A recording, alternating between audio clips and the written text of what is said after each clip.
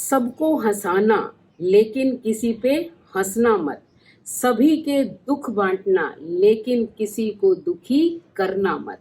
सबकी राह में दीपक जलाना लेकिन किसी का दिल नहीं जलाना, क्योंकि जीवन की यही रीत है, जैसा बोगे वैसा ही काटोगे। तो नमस्कार मेरे प्यारे प्यारे बच्चों, आपका हार्दिक हार्दिक स्वागत, अभिनंदन। एक बार की बात है कि शर्मा जी ऑफिस जा रहे थे, तो रास्ते में उन्होंने देखा कि एक बुढ़िया जो है वो जमीन पे ही एक चादर बिछा के अनार बेच रही थी।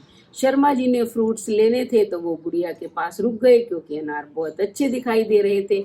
उन्होंने पूछा कि बुढ़िया माई क्या रेट है, तो बुढ़िया माई ने कहा कि साहब 80 रुपए किलो।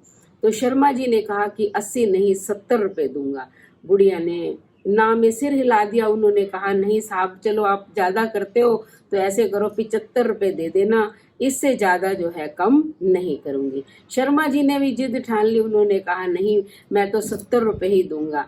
तो बुढ़िया माई ने ना में फिर सिर हिलाया और शर्मा जी वहां से चले गए। अब वो जिस दुकान से जो हमेशा लेते थे फ्रूट्स, वो बहुत बड़ी दुकान थी, वहां पहुंच गए। वहां उन्होंने अनार देखे और रेट पूछा कि दुकानदार से कि क्या भाव दिए हैं, तो दुकानदार ने कहा साहब 100 रुपए किलो। शर्मा जी को बहुत हैरानी हुई, लेकिन फिर भी उन्होंने दुकानदार से कहा कि 5 साल से मैं तुम्हारे साथ जो है तुम्हारे से ही लगातार जो है ये फ्रूट लेता हूँ, तो कुछ रेट तो कम करो। तो दुकानदार ने कहा कि पीछे देखो, पीछे बोर्ड पर लिखा हुआ था कि मोल भाव करना मना है।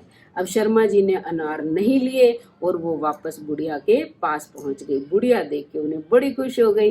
बुढ़िया ने कहा साहब तोल दूं क्या, लेकिन 75 रुपए से जो है कम नहीं लूंगी। तो शर्मा जी ने कहा कि बुढ़िया माई 75 नहीं, तुझे 80 ही दूंगा, लेकिन आज 1 किलो नहीं 2 किलो तोल दे। तो उसने 2 किलो तोल दिए। अब शर्मा जी ने ले लिए। तब उसने शर्मा जी ने 500 का नोट दिया। तो बुढ़िया माई ने कहा कि मेरे पास तो खुले नहीं है। तो शर्मा जी ने कहा कोई बात नहीं, ये 500 का नोट तुम रखो, मैं रोज तुमसे ही फल लिया करूंगा और उन फलों में ही जो है ये पैसे एडजस्ट हो जाएंगे।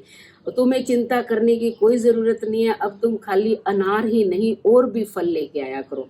तो बुढ़िया माई ने बताया, कहती कि साहब पहले जो है मैं हमारी अपनी दुकान थी, जब मेरे पति जिंदा थे उनकी ऐसी बीमारी लगी कि उस बीमारी में हमारी दुकान बिक गई, सारा पैसा भी लग गया। अब तो जैसे तैसे जो है मैं यही जमीन पर जो है फल लगाकर बेचती हूँ, क्योंकि मेरे कोई संतान भी नहीं है जिसकी तरफ मैं मुंह देखूं या मेरी कोई हेल्प कर सके।